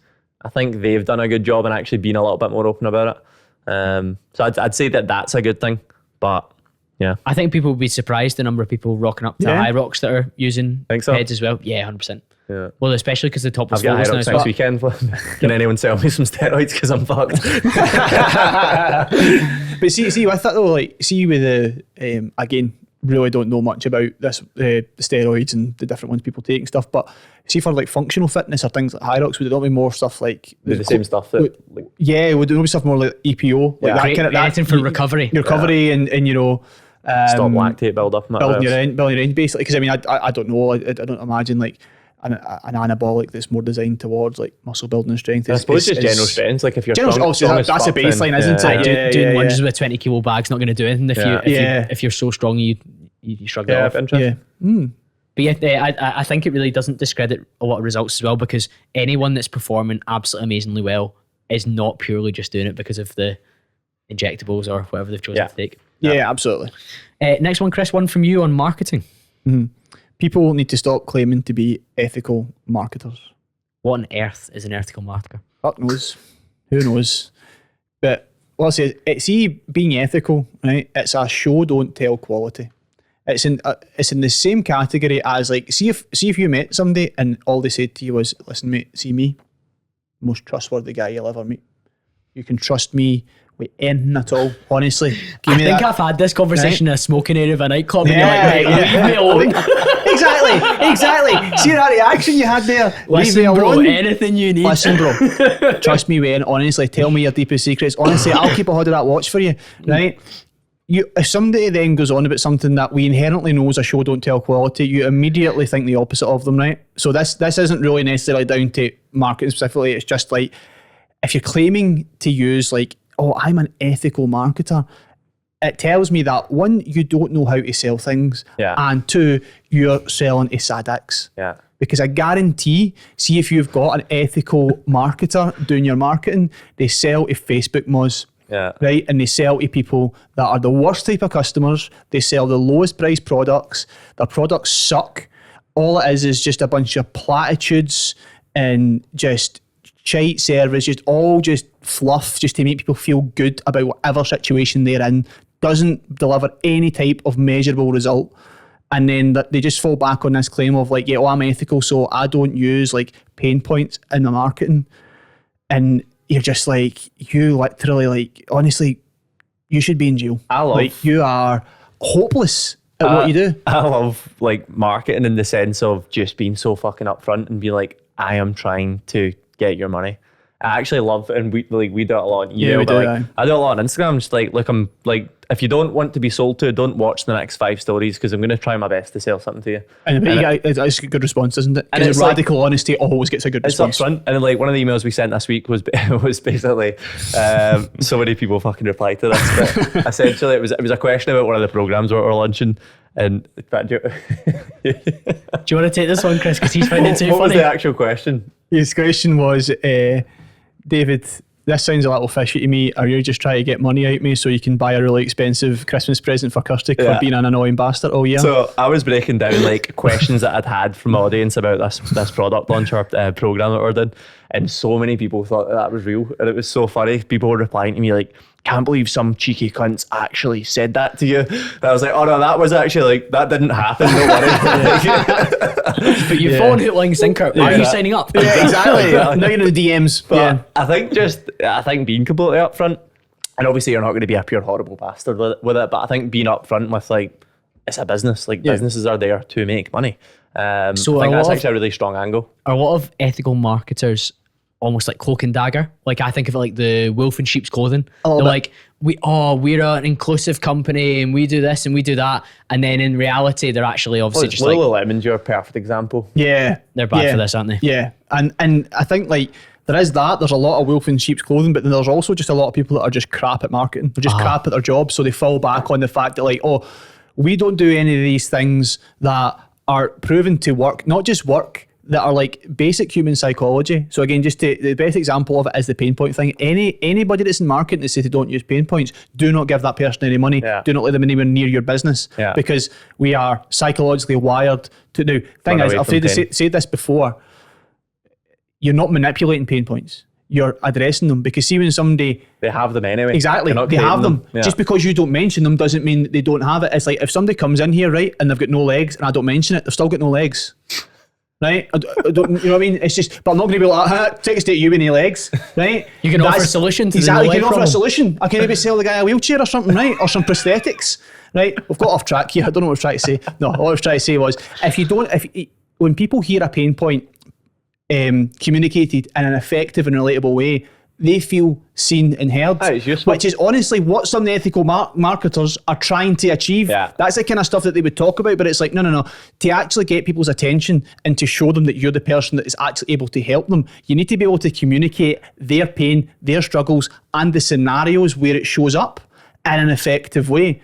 And you can do that in all kinds of ways. You can be direct, you can be indirect, but to hide behind selling, handling objections, addressing pain points, to hide behind, to say I'm not going to do any of this, I'm just going to use ethical marketing, which again, I can't even define it. I just hear people talk about it all the time, and the people that I've seen talk about it and share it just share motivational platitudes and just very fluffy stuff. And I just think like, and again, very low price stuff and all this kind of thing. I'm just like, well, I don't really know who's opting into that. I spoke about this recently in the sense of like people like being sold to if they're not being sold dog shit. And I think that's the thing. And I think these ethical marketers, usually they're selling dog shit. So it's like they don't want to come across as salesy. I don't care if I sound salesy because I know that what I'm selling is going to help you. So I'm totally fucking fine to ram it down your throat. And I think a lot of people that are using, insert brackets, ethical marketing, they probably have a dog shit product that they're trying to push. So they don't feel, they're like, I'm not that confident. Don't worry, I'll not sell too hard. The reason when we were getting prepared for this, I was so keen for Chris to cover this, is that you've both given immediately what to do the opposite of.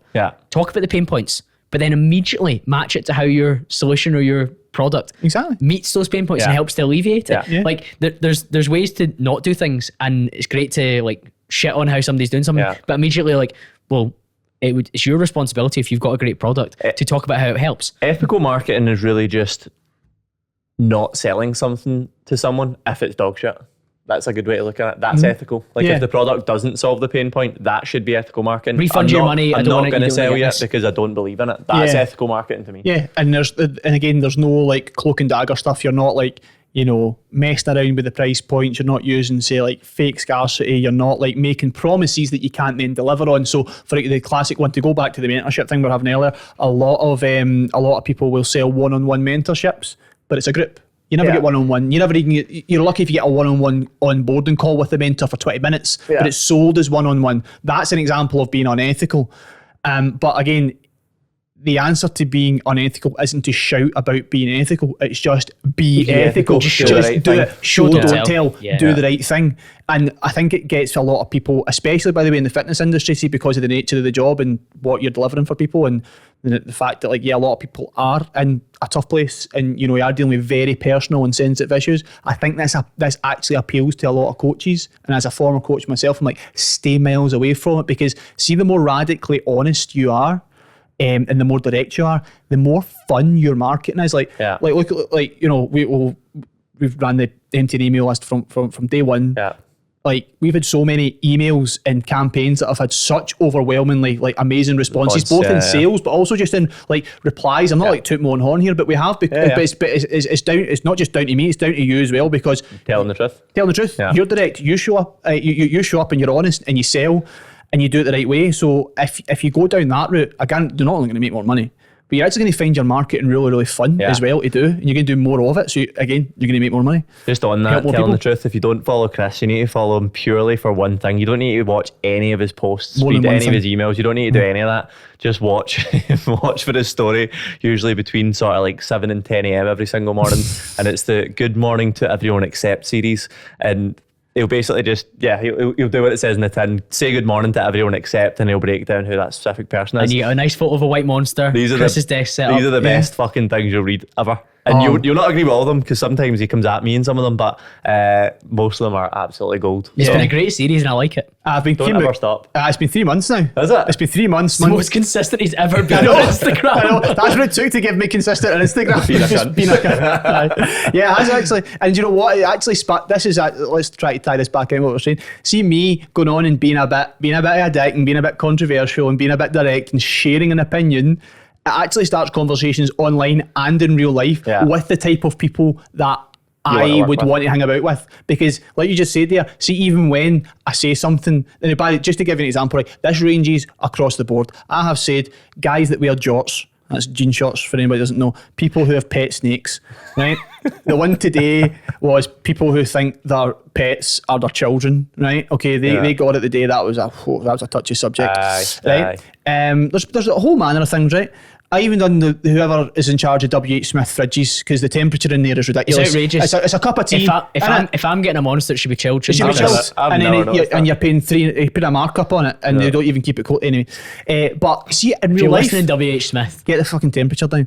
In real life, people have come up to me and be like, "Oh, seen your stories, like they're so funny." Like even see that one about whatever it was, that was me. But they found it funny because they know it's a joke, you know. So that's just another example of like, you might not call that ethical, isn't it? Because I'm technically calling people out or I'm being a bit of a dick, but it's like, no, it attracts the right people, because every single person that's mentioned those stories to me that I've met in person, I've got on with them because we clearly share the same sense of humour. They can laugh at themselves. So ethical, you're filtering your audience there as well, which is great. Exactly. Ethical marketing can get in the bin. David, one on Hyrox.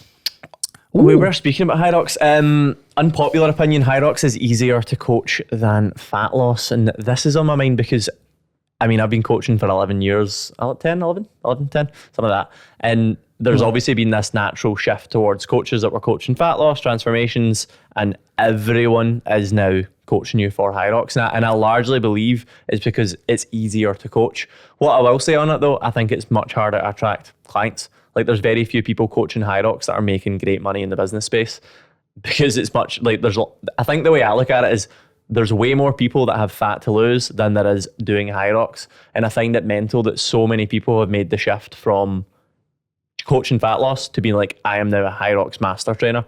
And I think part of it is because it's easier. It's easier to coach in the sense of like, really all you're doing for the vast majority of people, unless they're competing at the highest level, is sorting their training. There's very little to do with lifestyle. There's very little to do with nutrition. There's very little to do with actually optimizing your body composition for Hyrox. Whereas if you look at fat loss, it does need to take into consideration habits, lifestyle, mindset. And Hyrox is hard. Like I've not done it yet, but I've done bits of it. I know it will be hard, but I've done a sim. Paris sim this weekend, lads. No, that's felt good. The real thing is on Saturday. Sunday. Took a minute off my time. So yeah, I think for me, unless you're coaching high level athletes for something like Hyrox, it's not that difficult. You get someone running a little bit more often, and you get them doing some wobbles. So there's so many people fucking hate that stuff, really. There's less variables to manage to improve the performance. electrolytes as they're listening to this. Oh, hold on, we're going for a slow and sexy pace 5k. I think that's interesting because you've named all the different variables which are vital for fat loss that really move the dial, particularly at the extreme end where you're prepping people for shoots and they're going to look their best ever. Hyrox in general, if you can get them a little bit fitter, they're gonna improve their time quickly. Because a lot of people go into it have never run before, really. So if you can get them to run a little bit and get better technique on their wall balls, it's going to change their performance quite quickly. But would they have to have improved their sleep? Would they have to have started counting their calories? Would they have had to start? These things all help, but like, no, I don't think you have to. Whereas for fat loss, like, you need to tick a lot more boxes. So like, it is harder. It's harder to coach. It's harder to manage someone's expectations for fat loss. Like managing someone's emotions, managing someone's mindset surrounding fat loss at any level, whether it's getting fucking shredded or whether it's losing some weight from a health perspective, it's much harder than being like, cool, you're going to do this first one. It will take you between 1 and 2 hours. Like, there's your first target. Yeah, and just complete it. Yeah, to be fair, and that's what people are aiming for. And the success rate actually of Hyrox, like completion is like 95%. There's almost no one that doesn't complete it, which isn't actually a good thing in the sense of like, if you look at some of these competitions, there's one that Jesse Itzler runs, and it's got it basically gets people to run up and down a hill for the distance that would take you to do Everest, and it's this insane challenge, and like I think there's like a 70% success rate, and apparently that from a business perspective is much more useful in the sense of it's harder. There's a chance you can fail. There's a chance you can fail, and there's there's a more of like a attraction to being able to do it then, because it's like you're part of the select a smaller group of people. You know, there's a better status attached to it, isn't there? If there's only 70% completion, you're one of the 70%. Look at how many people you know that have attempted to lose fat and failed.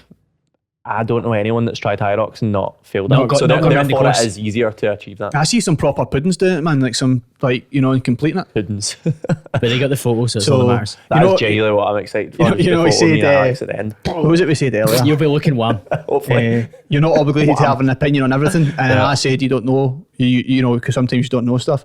Well, I don't know anything about Hyrox, but I'm going to have an opinion on it. Wonderful. See from the outside looking in, right? And again, when I was a coach, right, I was more towards like I was really kind of into like programming and stuff like that, right? Wasn't really that interested in nutrition. But from the outside looking in, it kind of looks like if you got somebody's baseline strength up, it's not even it's a running competition. If you got if you got their zone 2 to a decent capacity, and then chucked in, you know, more of like a kind of, you know, high end sweaty, you know, like workout, then I feel like it's kind of almost like GPP in a way, isn't it? It's not like, there isn't anything for me that is ultra specific about it. That's what I'm trying to say. There isn't anything that's like, you know, like things like CrossFit. Even like CrossFit, you could technically say G, but there's still like things like Olympic lifting and stuff, and that. It's like, okay, there's a skill element which is why it's so popular as well. I feel like, with Hyrox, you could get to quite a decent level. Not even a decent level. You could, like, most people that go to the gym and do maybe even a little bit of cardio every week can do it. I think like, anyone that runs a 10K could do Hyrox. And don't get me wrong, the next time we do this podcast, I'll have done it, and I can either say I fucking hated that, or I can say, oh, Colin, I booked 10 of them next year. Or you'll be sitting here, pair of running glasses on, a pair of those, what is it, night racers on. I'm not coaching fat loss anymore. I became a Hyrox master trainer. I think there's a reason it's so appealing, but I think with people's business hat on, they need to consider why they pivoted so quick to something that's a smaller market to shoot at. And is it going to be a trend? I think is what a lot of people have not looked at. If you look at like something like Tough Mudder was valued at like 100 million at its peak. It's just went bankrupt. Could that happen with Hyrox? I don't know. I think it's got a little bit better infrastructure. Seems to have more sticking power, doesn't it? Yeah, I think so. But equally, so many people have just been like, I don't do body comp anymore. This is all I do. And I'm like, Can I mention from a fiscal perspective as well? So grand reveal, I've been to a couple of Hyrox classes, and I pay £7 to go. And there's a class of like between like 10 and 15 people. Who is getting coaching for fat loss at £7 a week? Nobody. Yeah. So you need to really think about what are you delivering as a Hyrox coach? How much can you charge from it? What's the value of it? Versus if you're getting one-to-one online fat loss coaching, it's a higher ticket. I'd say so. See if also from, again, from a business perspective, see if you're a coach and you've pivoted from being like a fat loss coach or whatever. I know it's a hypothetical situation, but like if you're pivoting towards being a Hyrox coach, that seems to be very, very risky to me. And again, very short-term thinking. Like, because I feel like you just said, I know you're just saying about the classes there, but if you've already got an existing business and you're pivoting more towards like the Hyrox coaching, that seems to me to be like quite a, and again, there might be people listening to this that can prove me wrong, that will prove me wrong, but I they feel might be an like, outlier though. I just feel like for most coaches, if you're going down that road, you need to be the peak of Hyrox performance to be maybe not the peak, but And by the way, I know it sounds like we're slagging Hyrox. I think it's a really cool thing. Like, it's got so many I've people interested in fitness. I'm genuinely interested. Yeah. One of my friends, really good friend of mine, been through a challenging time this year, and he was like, I want to do a doubles. And and that sounds really wanky. The other people have asked me to do a doubles have done it from like a collab perspective, and it's made my skin like crawl. I've been like, what, are we not pals enough for us to do Hyrox together without you want to post about it? But my friend, my friend who isn't into the online stuff was like, let's do a doubles together, and I was like, right, cool. Stuff. Let's, like, doesn't post his 5K time and his almond croissant. Are you a good runner? Just slight random tangent. I've been okay. Like I can run a 5K in like 21 minutes. 21? So, yeah. Really? Yeah. That's a fucking exceptionally fast time. I weigh nothing. Yeah, true. 62 kilos, is it? That's right, bro. I've been cutting. I went to Ibiza with Mr. Caldwell when I was 72. Okay. So, I was quite shredded. That's a rapid genuinely a rapid 5K time for somebody that doesn't run. Well, regular. What I found was that because I've been doing zone 2 in terms of walking every morning for like 5 years, you're building up some sort of walking zone 2. Is it close to zone 2? No, is zone 1. Zone 1. That's how much I know. But basically, I can run because I've got something in my head that makes me run harder than most people are willing to run. But I haven't run a flat out one yet. I think I can break 20 if I really push. That is which would be good. Impressive. Fair. But right, okay, let's wrap up on this one. And it's one that was similar to what I spoke about in my 23 Thoughts at 32, which was a popular episode. And it's too much advice is given from where someone is at now rather than what they did back then. Now, that is something that happens in the business world. It happens in the fitness world. Somebody, like, for example, I think Hermosi is actually really good at not doing this. Yeah. But somebody will be like, oh, here's what I would do to go from 0 to 100K. Yeah. And they're giving it when they're at 1 million. And they cannot remember for the life of them what it was like back then. Yeah. Or like you'll get a Steve Cook and be like, this is my chest routine that I do now. And you're like, yes, but you didn't build your chest doing like 3 sets of dumbbell bench on a weekly basis to maintain it. You were doing like 12 sets back in the day, and you were eating this and you were taking this. Okay, so much advice that you get given is from somebody who's so far removed from the situation that you're in, they can't relate. Super relevant for me right now. We've just taken on a few new coaches within the brand, and I was like looking at what they were doing on social media. I was looking at what they were doing with clients, and I was like, what are you not doing that I was doing? And it actually allowed me to go all the way back and be like, here's a list of the 10 things that I was doing that got me there. Don't get me wrong, some of the things on social media might be a little bit different. Like the overall way to market on Instagram is a little bit different. It's more video now than when you were growing. But I was like, I made a list of everything, and I think in the past or at various other points, I've been very much like, no, you need to do this. And I'm like, well, that's what I'm doing right now, but it's not what I did to get there. And I think it was really useful. Hopefully it was. They might say it wasn't. Really useful for me to be like, what were that, like rack my brain and be like, when I just started trying to get busy as an online coach, what were the things that I done? Like, what did my day-to-day look like? What did the daily tasks look like? What did my social media look like? What was I talking about? What was I posting about? So yeah, I think a lot of people are guilty of that, especially in the business space, maybe in the fitness space as well. I think fitness routines are often so out of alignment with what somebody like. If somebody was like, how do you like grow your arms? I'd be like, well, my arms grew mostly like 8 years ago and they've looked pretty much the same since. So my training now is kind of just holding on to what's there. It's not gonna like, I'm gonna add an extra inch to my biceps. Whereas when I was trying to add an extra inch to my biceps, guess what? There was more focus on them and more intensity. Yeah, that's actually super relevant in the functional fitness CrossFit Hyrox space. In the there's a lot of people at the peak that look fucking phenomenal. But they bodybuilded for you. Do you remember that And they clip say where he this said, you've got no right to be doing thrusters if you look like a bag of custard, something like that? Because I did the whole, my whole hook into that was I know only a handful of people who do functional fitness that have good physiques that started like that. Yeah. They either did bodybuilding, they're on peds, or genetically they're extremely gifted. Yeah, I think that's a lot of people now in the fitness space giving advice on like, oh no, this is my style of training to get in this shape. I'm like, nah, that's not what you fucking done. Like you did push your legs for 2.5 years in a calorie surplus. Exactly. Like I see the worst one is like when people are doing like say like a kettlebell page. Oh, the kind of flow stuff. It's like some weirdo. And they're like, in fucking insane shape. They're in insane shape, and it's like, check out my like fucking gorilla flow, and they've got a mace and a kettlebell, or like, you know, they do that. Or there's a guy on it. But there's also a guy that's like he's just absolutely shredded out his head, right? And I think Joe Rogan actually talked about him on his podcast, and he's doing all these kettlebell workouts in his living room, and he's doing like I've said this before. See if you can do a lunge and a bicep curl with the same weight, something's wrong. Yeah. Something's wrong. Something's not getting enough stress, right? Yeah. But I think your quads are going to be okay if you can bicep curl it. Yeah. But then it's positioned as like, oh, well, if I do that, then I'm either going to look like I'll be performing like that. And it's like, nah, sorry. Like, if I was to share like my style of training now and what I do, kind of like what you said, I've probably been genuinely in a calorie surplus for 7 years. 7 years.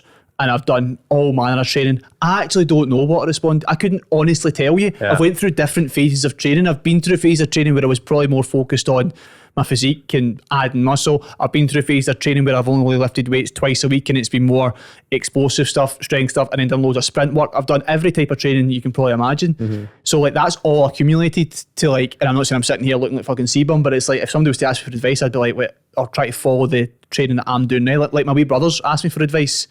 I'm just like, hey man, just fucking hit the gym and eat loads of food and just have fun and just train hard. Sign up to MTN coaching. Saying exactly. That would help, Actually, you know what? He did it on the growth project. The growth project was great 2 years ago for me. Yeah. But that was the last bulk I did. Aye, but Never again. It's never again. Got up to 64 kilos. Jogged 5 minutes, after 5k.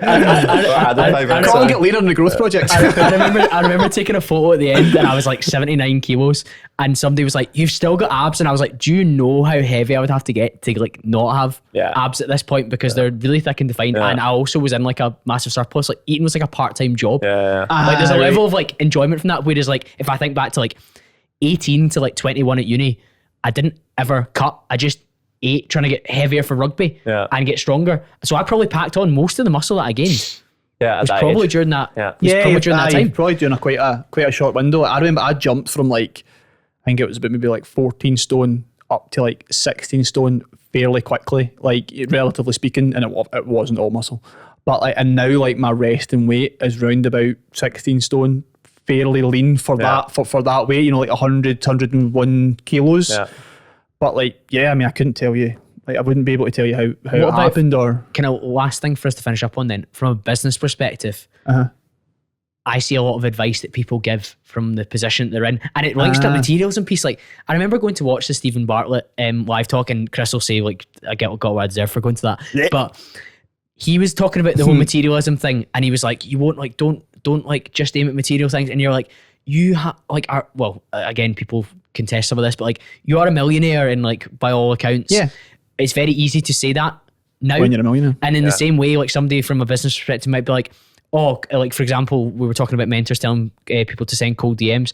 That's not how everyone's growing their business, but it might be how somebody has to grow their business. And like, if I talk about like, I've been doing a lot of coaching for sales guys recently, and I'm talking about some of my outbounding methods, I'm having to go back to like 21, 22 when I was doing like 30, 40 calls a week and think what was my process like? How did I fit that into my diary? Where was I getting the data from, and what was my hook, and like how was I scheduling it all? Whereas if you were like, oh Colin, how's your year gone this year?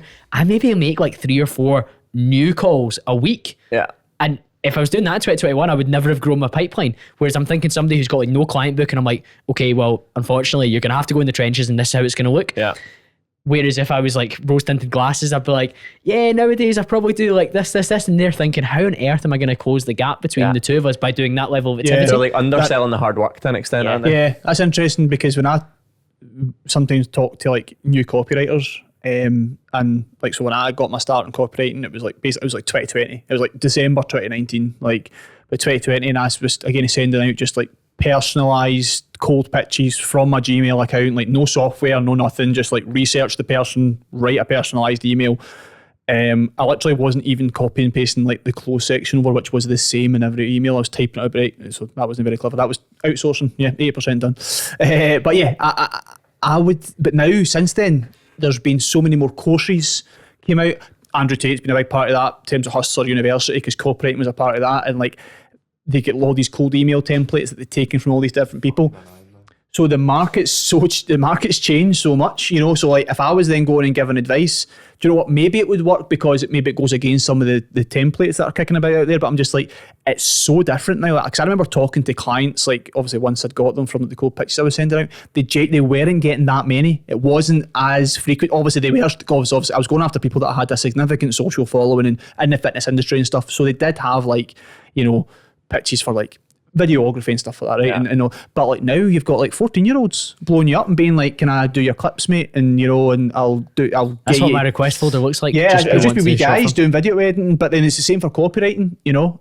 So I feel like if I was to advise, when I do advise new copywriters, I'm like, I always give that caveat. I'm like, look, mate, I've not been in that position for a very long time, and it's a completely different market now. So I think that's great. Why David explained what he's doing with his coaches. He's had to go back to when he was trying to grow as an online coach. This is what I was doing, rather than this is what I do as the owner of MTN with X number of coaches working for me. Yeah, for sure. Yeah, absolutely. Okay, gents, let's wrap up another Roundtable episode. If people want to continue the conversation with you, where should they head towards? I don't know if I want people to continue the conversation with me after some of the things I've said in this podcast. No. At Savage Scholar Chris on Instagram.